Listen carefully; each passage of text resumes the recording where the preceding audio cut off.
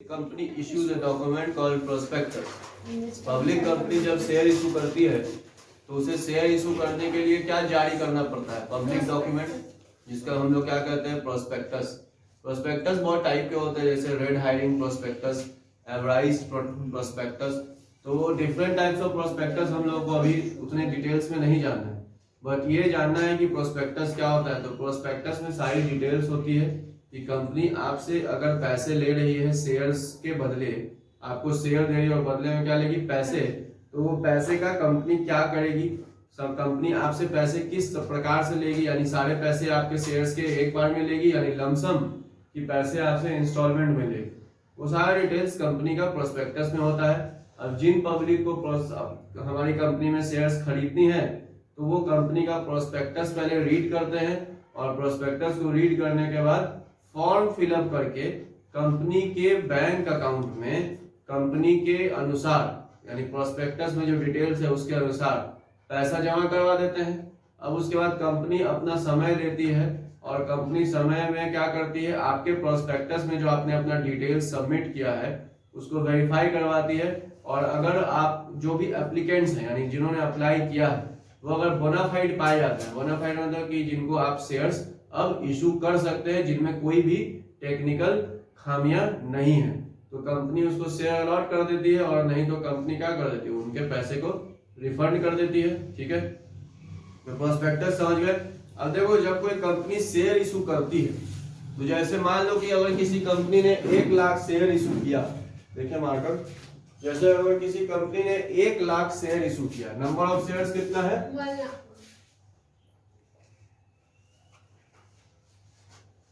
Number of shares है 1 लाख, और एक शेयर्स का वैल्यू है 100। तो ये 100 रुपीज को हम लोग किस नाम से जानते हैं? फेस वैल्यू के नाम से। ठीक है, तो फेस वैल्यू के नाम से जानते हैं, ये हो गया फेस वैल्यू। तो अब एक बात बताओ कि अगर नंबर ऑफ शेयर्स 1 लाख है, तो कंपनी अगर सारे शेयर्स बेच दिया, कंपनी ने अगर 1 लाख शेयर्स बेच दिया, तो कंपनी के पास कितने पैसे आएंगे? कम से कम 1 लाख इंटू 100, यानी 1 लाख इंटू 100 का मतलब कि 1 करोड़ रुपया। 1 करोड़ रुपया कंपनी के पास आएगा। यानी ये 1 करोड़ रुपया कंपनी कहाँ ट्रांसफर करेगा? कंपनी शेयर कैपिटल में ट्रांसफर करेगा। कहाँ ट्रांसफर करेगा? कंपनी शेयर कैपिटल में ट्रांसफर करेगा। अब वो शेयर्स इक्विटी है कि प्रेफरेंस है, वो तो क्वेश्चंस पे डिपेंड करेगा, और हम लोग जब पढ़ेंगे कि what is the types of shares, यानी इक्विटी शेयर्स किसे कहते हैं और प्रेफरेंस शेयर्स किसे कहते हैं, तब हम लोग जानेंगे कि दोनों में डिफरेंस क्या है। बट दोनों का अकाउंटिंग एंट्री जो है बिल्कुल एज इट इज होता है। जैसे इक्विटी शेयर्स का अकाउंटिंग से हम लोग एंट्रीज पास करेंगे, ठीक वैसे ही प्रेफरेंस शेयर्स के लिए भी एंट्री पास करेंगे, और ठीक लगभग वैसे ही डिवेंचर के लिए भी पास होता है। बट डिवेंचर्स में थोड़ा सा अलग टेक्निकलिटी, थोड़ा सा एंट्रीज बदल जाता है, क्योंकि शेयर्स और डिवेंचर में अंतर होता है। शेयर्स जो लेते हैं वो हमारे कंपनी के क्या बन जाते हैं? ओनर बनते हैं या मेंबर बनते हैं। ठीक है, लेकिन जो डिवेंचर खरीदते हैं वो हमारे कंपनी के लेंडर्स बनते हैं। यानी कंपनी जो डिवेंचर इशू करता है, तो वो डिवेंचर क्या होता है? इज अ लोन इंस्ट्रूमेंट, डेब्ट इंस्ट्रूमेंट। तो जब डिवेंचर और इशू ऑफ डिवेंचर पढ़ेंगे तो डिवेंचर के बारे में वहां पे हम लोग जान जाएंगे डिवेंचर किसे कहते हैं। अभी हम लोग इस चैप्टर में किस चीज के बारे में पढ़ रहे हैं? शेयर्स के बारे में। तो हम लोग थोड़ी देर में, आज या अगले क्लास में, अगर आज हो गया तो आज, नहीं तो अगर समय नहीं बचा तो कल, टाइप्स ऑफ शेयर्स पढ़ेंगे। तो अभी जैसे हम लोग बात कर रहे थे कि 1 लाख नंबर ऑफ शेयर्स है, और एक शेयर्स का फेस वैल्यू कितना है? 100 रुपया। तो याद रखना कि शेयर कैपिटल में, क्या बोले हमने? शेयर कैपिटल में नंबर ऑफ शेयर्स इशूड या number of share subscribe, number of share issued या नंबर ऑफ शेयर सब्सक्राइब। अब इशूड और सब्सक्राइब में क्या अंतर है थोड़ी देर बता रहे। तो जो भी पैसे हैं ये 100 रुपए, ये 100 रुपए से ज्यादा हमारा शेयर कैपिटल में नहीं जाएगा, क्योंकि कंपनी अगर 1 लाख शेयर बेच रहा है तो एक शेयर पे कैपिटल के लिए कितना पैसा मांग रहा है? 100 रुपया। ठीक है, तो 100 रुपए से ज्यादा कैपिटल में नहीं जाएगा। ठीक है, ये सब बातें आपको जब हम अकाउंटिंग करेंगे, जर्नल एंट्री पास करेंगे, तो और क्लियर होगा कि हम ये सब बातें क्यों बता रहे हैं। क्योंकि कंपनी जब शेयर इशू करती है तो company can issue shares at par. Par का मतलब कि अगर 100 रुपए का शेयर है तो कंपनी कहा कि 100 रुपया दीजिए और शेयर ले जाइए। जैसे ऐसे कंपनी होते हैं जिनका मार्केट में बहुत ज्यादा वैल्यू नहीं है, बहुत ज्यादा इज्जत नहीं है, जिनके कंपनियां लोग जो है कंपनियों में शेयर्स खरीदना नहीं चाह रहे हैं, तो कंपनी उनको पार वैल्यू पे दे देती है। कौन सा वैल्यू पे? Par value. या फिर company fresh issue share issue करती है प्रीमियम पे। तो प्रीमियम पे इशू करने का मतलब क्या है कि कंपनी ने बोला कि 100 रुपया फेस वैल्यू है, जैसे रिलायंस बोलता है 100 रुपया फेस वैल्यू है, और रिलायंस की कंपनी का मार्केट में बहुत ज्यादा वैल्यू है, बहुत ज्यादा डिमांड है, तो लोग इसके शेयर्स को 100 रुपए से बढ़ चढ़कर खरीदने के लिए रेडी रहते हैं, क्योंकि उस कंपनी का मार्केट में गुडविल बहुत ज्यादा है। तो आप लोग पहले भी पढ़े हैं गुडविल पार्टनरशिप में कि goodwill is an intangible asset which makes an enterprise into an advantageous stage. तो ड्यू टू दैट गुडविल लोग इस 100 रुपए के शेयर को कहते हैं बढ़ चढ़ गए, हमको 120 रुपए हाथ से लेंगे, आप 120 में दे लो, 120 दे दो, कोई बोलता है हम 150 रुपए आपको देंगे, ठीक है।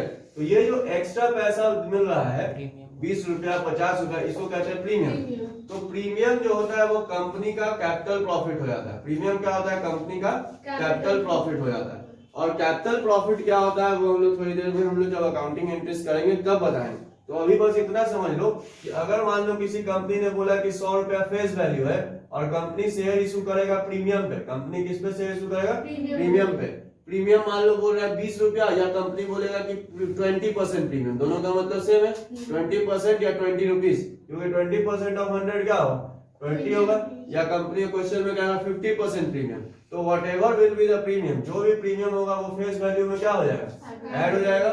और face value amount equal to face value will be transfer to share capital. कहां ट्रांसफर होगा? Share capital. कितना ट्रांसफर होगा शेयर कैपिटल में? Amount equal to face value. और प्रीमियम जो है वो सिक्योरिटी प्रीमियम में चला जाएगा। कहां चला जाएगा? सिक्योरिटी प्रीमियम अकाउंट में चला जाएगा। और ये कंपनी शेयर होल्डरों को लौटाएगी नहीं कभी जिंदगी में। ये कंपनी का कैपिटल प्रॉफिट हो गया। कंपनी का क्या हो गया? कैपिटल प्रॉफिट हो गया। तो यहाँ तक सबको समझ में आ गया बात? यहाँ तक बात क्या है? फेस वैल्यू क्या होता है और सिक्योरिटी प्रीमियम क्या होता है, ठीक है। अब आगे देखिए, अब आगे क्या कहता है कि अगर किसी कंपनी ने शेयर इशू किया, अब अगर किसी कंपनी ने अगर शेयर इशू किया तो शेयर इशू करने के लिए कंपनी को बहुत सारे नियम कानून का पालन करना पड़ता है। कंपनीज एक्ट 2013 के अनुसार शेयर इशू होना चाहिए, प्लस सेबी के गाइडलाइंस को भी फॉलो करना पड़ता है। सेबी मतलब securities and exchange board of India. SEBI का काम होता है कि कंपनियां जो शेयर इशू करती है, तो कंपनी जो पैसे पब्लिक से ले रही है, कंपनी उस पैसे का नाजायज उपयोग ना करे, कंपनी पब्लिक के साथ चोरी चीटिंग ना करे, धोखेबाजी ना करे। तो ये सब चीजों को देखना सेबी का काम होता है। तो सेबी जो है बहुत सारे गाइडलाइंस जारी करता है कि कंपनी को अगर शेयर इशू करना है तो कंपनी कैसे शेयर इशू करेगा, किस तरीके से शेयर इशू करेगा। तो सेबी के गाइडलाइंस और कंपनी लॉ के अनुसार यानी सेक्शन 39(1) में ये लिखा हुआ है कि अगर किसी कंपनी ने शेयर इशू लाया, और मान लो अगर शेयर इशू 1 लाख का लेकर आया, कितने नंबर ऑफ शेयर्स इशू किया है कंपनी ने? 1 लाख। तो मिनिमम सब्सक्रिप्शन अगर नहीं हुआ, मिनिमम सब्सक्रिप्शन अगर नहीं हुआ, सब्सक्रिप्शन का मतलब कि लोगों ने अगर शेयर के लिए अप्लाई नहीं किया, minimum number which is prescribed by law. Pause करो यार, हम पागल हैं। तो कंपनी ने अगर शेयर इशू किया और मिनिमम सब्सक्रिप्शन अगर नहीं आया, यानी उतने नंबर ऑफ शेयर्स के लिए पब्लिक ने अगर अप्लाई नहीं किया, तो company is rejected to issue the shares as per the law. तो कंपनी को शेयर इशू करने का फिर अनुमति नहीं मिलेगा। तो ये मिनिमम सब्सक्रिप्शन कितना होता है? मिनिमम सब्सक्रिप्शन कम से कम 90% सब्सक्रिप्शन आना चाहिए। यानी 1 लाख शेयर्स कंपनी ने जारी किया, तो 90,000 सब्सक्रिप्शन अगर नहीं आएगा तो कंपनी को शेयर इशू करने का अनुमति नहीं मिलेगा। तो बड़े बड़े कंपनी जब मार्केट में शेयर इशू लेकर आते हैं, अब सारे कंपनी, मान लो हम लोग एक नया कंपनी खोले, ठीक है, अभ्यास एजुकेशनल लिमिटेड, ठीक है, Abhyas educational limited. Why not Abhyas education private limited? क्योंकि private limited are not allowed to offer shares to the public. और यहाँ पे हम लोग कौन सा इशू सीख रहे हैं? Issues to public, share issue to public. और शेयर इशू टू पब्लिक कौन कंपनी करती है? Public company. तो that is why I am giving an example और taking an example of share Abhyas education public limited, not private limited. तो यहाँ पे जितने भी कंपनी का हम लोग इशूज पढ़ रहे हैं वो कौन से कंपनी का? पब्लिक लिमिटेड कंपनी का। तो मान लो अभ्यास एजुकेशन पब्लिक लिमिटेड, जो कि एक बिहार पटना सिटी से बाहर बहुत कम ही लोग जानते हैं। तो हम लोगों ने एक पब्लिक लिमिटेड कंपनी फॉर्मेशन किया और कंपनी का क्या लेकर आया, हमने इश्यूज लेकर आया। इश्यूज लेकर आने के लिए हमें अपने कंपनी को पहले क्या करवाना पड़ेगा, लिस्टेड करवाना पड़ेगा। क्या करवाना पड़ेगा, लिस्टेड। ये लिस्टिंग प्रोसेस क्या होता है, तो जब कंपनी फॉर्म हो जाती है तो कंपनी सेबी के पास आवेदन करती है कि I want to enlist my company into stock exchange. अब स्टॉक एक्सचेंज क्या होता है, स्टॉक एक्सचेंज एक प्रकार का ब्रोकर होता है। ब्रोकर का मतलब समझते हो, दलाल। जैसे Bombay stock exchange, Bombay stock exchange क्या है, एक दलाल है और कुछ नहीं है। और ये दलाल एक कॉर्पोरेट फॉर्म में है, यानी एक दलाल एक इंडिविजुअल नहीं है बल्कि ये क्या है, कंपनी है। ये क्या है, कंपनी। यानी बॉम्बे स्टॉक एक्सचेंज का भी आप पूरा नाम जब देखोगे तो नीचे लिखा होता है Bombay stock exchange limited, Bombay stock exchange limited. अब इसका इतना वैल्यू क्यों है, क्योंकि इस स्टॉक एक्सचेंज में सबसे ज्यादा इंडिया की कंपनियां क्या है, लिस्टेड है। एक बीएसई है और एक एनएसई है। दूसरा नंबर पे कौन है, एनएसई है, national stock exchange. Bombay stock exchange का ऑफिस मुंबई में है, एनएसई का हेड ऑफिस दिल्ली में है, नेशनल स्टॉक एक्सचेंज। ठीक है, तो अब कंपनियां जैसे हम लोगों ने खोल लिया अभ्यास education private public limited. Public limited के नाम के लास्ट में सिर्फ एलटीडी लिखा जाता है, पीयूबी नहीं लिखा जाता, सिर्फ एलटीडी। लेकिन प्राइवेट लिमिटेड के नाम के लास्ट में पीवीटी एलटीडी लिखा है। तो हम लोगों ने कंपनी खोला अभ्यास एजुकेशन लिमिटेड। अब लिमिटेड कंपनी खुल गया है। लिमिटेड कंपनी खुल जाने का प्रमाण क्या होता है, तो लिमिटेड कंपनी खुलते हैं तो हम लोग को 2 सर्टिफिकेट मिलता है। किसके द्वारा, एमसीए के द्वारा, मिनिस्ट्री ऑफ कॉर्पोरेट अफेयर्स के द्वारा ना। पहला सर्टिफिकेट क्या होता है, सर्टिफिकेट ऑफ इनकॉर्पोरेशन। इनकॉर्पोरेशन का मतलब कि कंपनी जो है अब फॉर्म हो चुकी है। और अगर प्राइवेट लिमिटेड कंपनी है तो सिर्फ सर्टिफिकेट ऑफ इनकॉर्पोरेशन से उनका काम हो जाना है, यानी अब वो अपना बिजनेस स्टार्ट कर सकते हैं। लेकिन अगर पब्लिक लिमिटेड कंपनी हम लोग खोल रहे हैं तो सर्टिफिकेट ऑफ इनकॉर्पोरेशन के अलावा एक और सर्टिफिकेट का जरूरत पड़ेगा, that is certificate of commencement. Certificate of commencement, इसका मतलब कि अब आप बिजनेस स्टार्ट कर सकते हैं। तो ये दोनों सर्टिफिकेट मिल गया, यानी अब आपका कंपनी क्या हो गया, फॉर्म हो गया और बिजनेस करने के लिए रेडी हो गया। तो अब बिजनेस करने के लिए जब रेडी हो गया तो कंपनी को चाहिए पैसा, और कंपनी को पैसा चाहिए तो कंपनी क्या करेगा, शेयर जारी करेगा। और पब्लिक लिमिटेड है तो पब्लिक लिमिटेड किसको शेयर जारी करेगा, पब्लिक को। और पब्लिक को शेयर जारी करने के लिए कंपनी को क्या करना पड़ेगा, सेबी का गाइडलाइन इशू करना, फॉलो करना पड़ेगा, सेबी का। अब सेबी कहता है कि अगर आपको अपने शेयर्स को इशू करना है तो पहले अपने कंपनी को आप क्या करवाइए, एनलिस्ट करवाइए। कहाँ एनलिस्ट करवाइए, तो कम से कम किसी भी एक स्टॉक एक्सचेंज में जो इंडिया में है। तो वो बॉम्बे स्टॉक एक्सचेंज हो सकता है, वो नेशनल स्टॉक एक्सचेंज हो सकता है, वो हमारे यहाँ पटना में मगध स्टॉक एक्सचेंज भी है जिसमें कोई वैल्यू नहीं है, बहुत कम ही कंपनी है उनमें लिस्टेड, गिन चुन के 100-150 कंपनियां होंगी। बॉम्बे स्टॉक एक्सचेंज में मैं 2008 का डेटा बता रहा हूँ, लगभग 8000 से ज्यादा कंपनियां लिस्टेड थी। अभी ये नंबर अराउंड देख लेना नेट पे, हमको लगता है जहां तक कि लगभग 16-17 हजार कंपनियां अभी लिस्टेड हो गई होंगी। तो ये ऐसी कंपनियां हैं जो स्टॉक एक्सचेंज में लिस्टेड है। अब स्टॉक एक्सचेंज में लिस्टेड के बाद क्या होता है कि कंपनी ने शेयर बेच दिया। ये सब पब्लिक है, बहुत सारा पब्लिक, ठीक है, ये सब बहुत सारा पब्लिक है। कंपनी ने क्या किया, पब्लिक को शेयर बेच दिया। किसे बेचा, प्रोस्पेक्टस जारी करके बेचा। तो कंपनी देखो डायरेक्ट पब्लिक को बेच रहा है, कैसे बेच रहा है, प्रोस्पेक्टस के थ्रू बेच रहा है। ये सब प्रोस्पेक्टस जारी करना, ये सब अकॉर्डिंग टू द लॉ हो रहा है, क्योंकि सारी चीज सेक्शन 39(1) में लिखा हुआ है कि कैसे एक कंपनी शेयर इशू करती है। तो अगर कंपनी पहली बार इशू लेकर आ रही है तो वो प्रोस्पेक्टस जारी किया, जिन पब्लिक को शेयर खरीदना है वो प्रोस्पेक्टस का फॉर्म फिलअप किया और कंपनी के बैंक खाते में पैसा जमा करवा दिया। ठीक है, अब इसको प्रोस्पेक्टस जारी करने और शेयर इशू करने के पहले अपने कंपनी को स्टॉक एक्सचेंज में एनलिस्ट करवाना पड़ता है। स्टॉक एक्सचेंज में लिस्ट करवाने से क्या हो जाता है कि मान लो इस पब्लिक ने शेयर खरीदा और शेयर खरीदने के 2 दिन के बाद ये चाहता है कि कंपनी क्या करना चाहती है, पब्लिक क्या करना चाहता है, शेयर्स अपना बेचना चाहता है। तो देखो कंपनी ने आपको शेयर बेचा था और पैसे लिए थे और बोले थे कि मैं बिजनेस करूंगा और बिजनेस के जो फायदे होंगे वो सब शेयर होल्डर को दूंगा।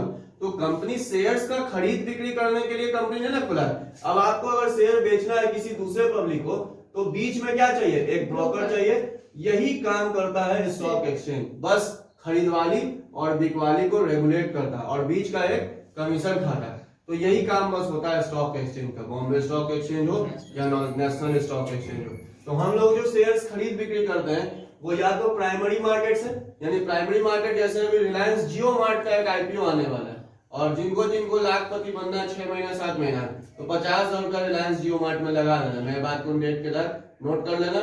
और जियो मार्ट में अगर 50,000 लगा दिए तो जियो मार्ट का आईपीओ जैसे ही लिस्ट होगा यानी मार्केट में ओपन होगा, उसका रेट 3 गुना 4 गुना बढ़ जाएगा। ठीक है, क्यों बढ़ जाएगा उसके पीछे का पूरा रीजन है, वो क्लास के बाद में आप लोगों को बता दूंगा। ठीक है, तो अब पब्लिक को शेयर्स मिल गया, कहां से मिला? डायरेक्ट कंपनी से मिला, तो उसको कहते हैं आईपीओ, इनिशियल पब्लिक ऑफर। क्या कहते हैं उसको? IPO, initial public offer. यानी हम लोग अगर जियो मार्ट का शेयर खरीदेंगे तो उसको कहेंगे आईपीओ, और खरीदने के बाद जब हम किसी थर्ड पब्लिक को बेचेंगे, थर्ड पर्सन को, तो उसको कहेंगे सेकेंडरी मार्केट में हम लोग शेयर्स खरीद बिक्री करें, that is from stock exchange. और सेकेंडरी मार्केट में स्टॉक एक्सचेंज में या आईपीओ को उसको खरीदने के लिए हम लोगों के पास डीमैट अकाउंट होना जरूरी है। ये डीमैट अकाउंट का मतलब क्या होता है? तो डीमैट अकाउंट का मतलब होता है डी मटेरियल, मटेरियल का मतलब क्या है? ये मटेरियल है जिसको आप देख सकते हैं, छू सकते हैं। 1999 के पहले हमारे यहाँ जो शेयर्स का ट्रेडिंग होता था वो मटेरियल फॉर्म में होता था, यानी हमने रिलायंस का शेयर्स खरीदा तो रिलायंस कंपनी से सर्टिफिकेट बनकर आता था पब्लिक के घर तक।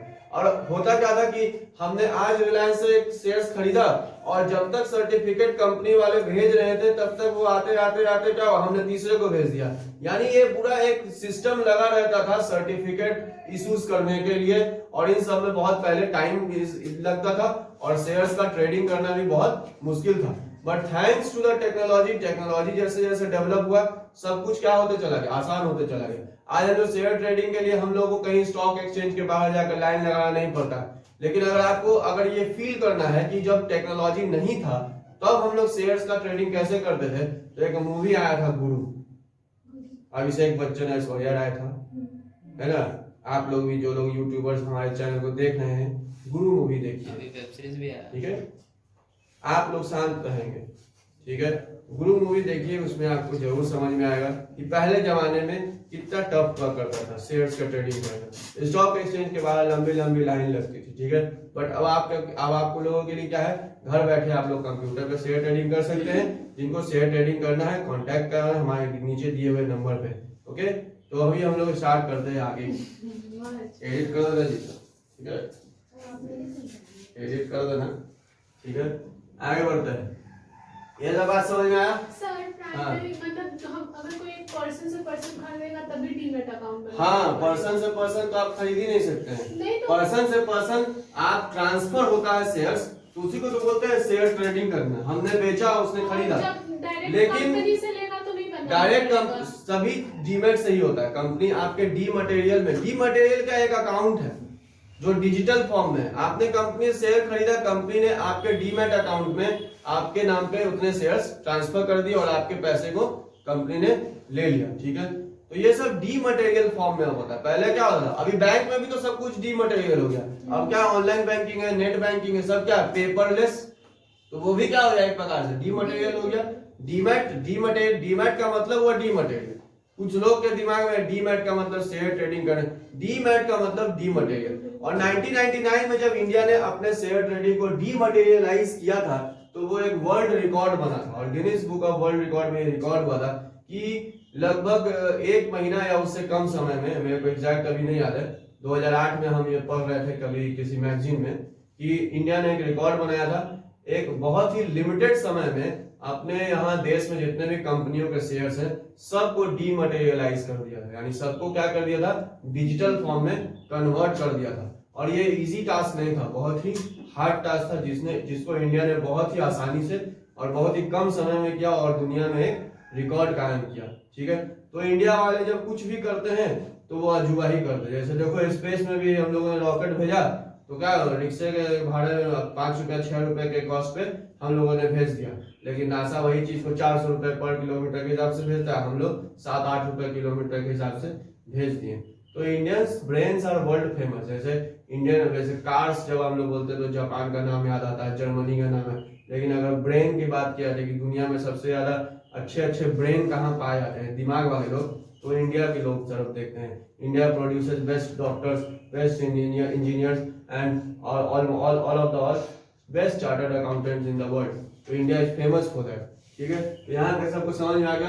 क्या क्या पढ़े हम लोग अभी तक पढ़ लिए, व्हाट इज कंपनी, उसके बाद हम लोग क्या पढ़े, कंपनी शेयर्स इशू कैसे करती है, कितने टाइप्स ऑफ कंपनीज होते हैं, हम लोगों ने प्राइवेट लिमिटेड कंपनी का डेफिनेशन पढ़ा और पब्लिक लिमिटेड कंपनी का डेफिनेशन पढ़ा। उसके बाद हम लोग क्या पढ़े, वन मैन कंपनी।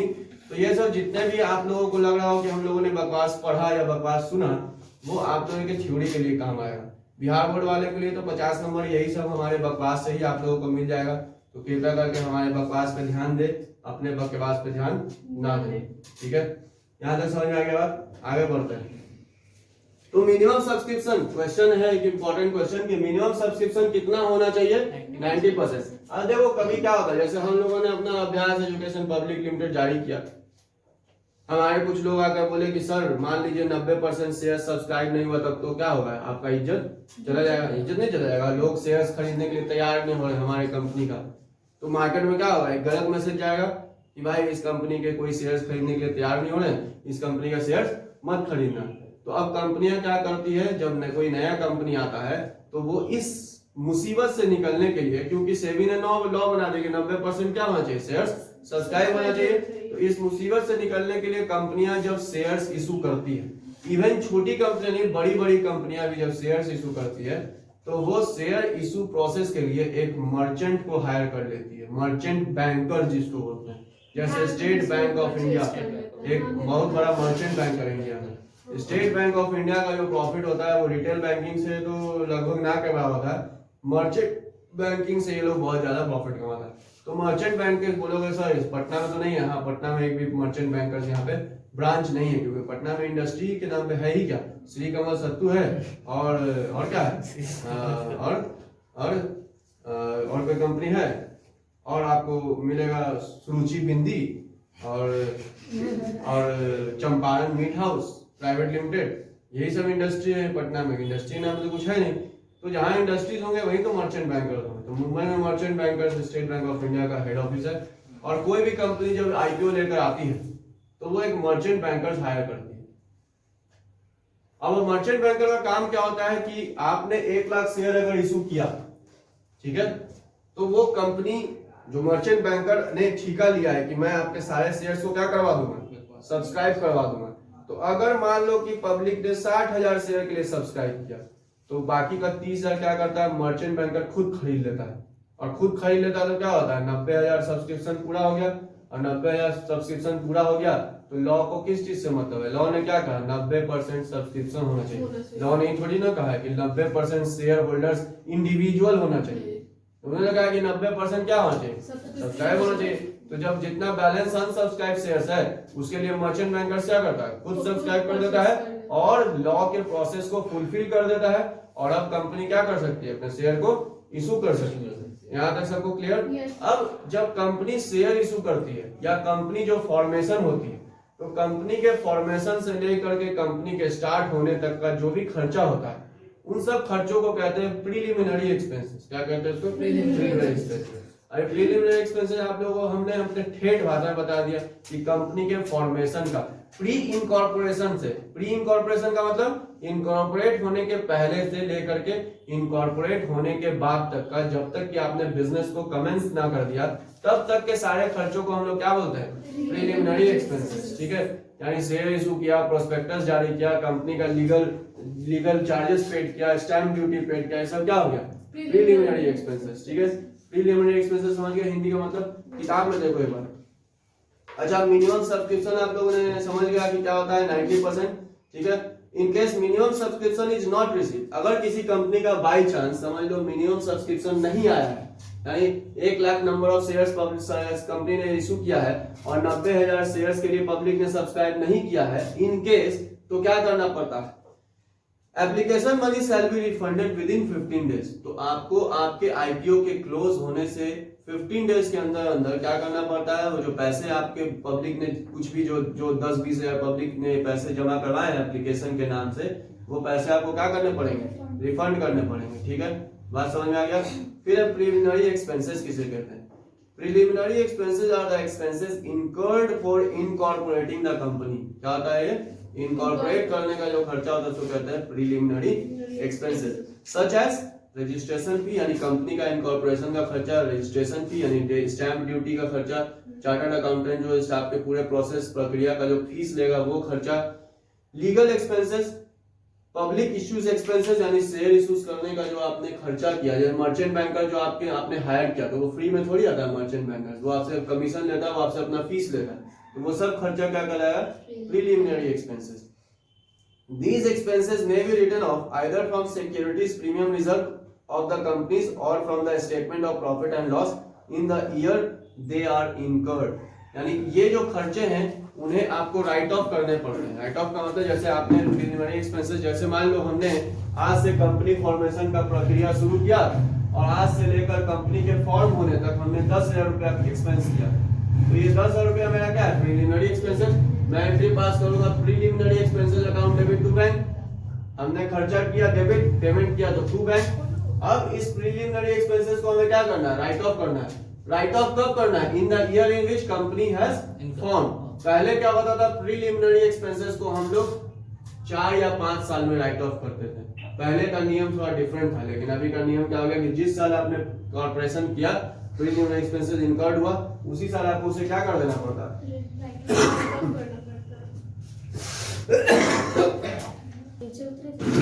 बकवास मत करो, उसी समय क्या करना पड़ता है, राइट ऑफ कर देना पड़ता है। और राइट ऑफ आप कहां से करेंगे, तो राइट ऑफ आप या तो सिक्योरिटी प्रीमियम रिजर्व से कर देंगे या फिर प्रॉफिट एंड लॉस अकाउंट से कर देंगे।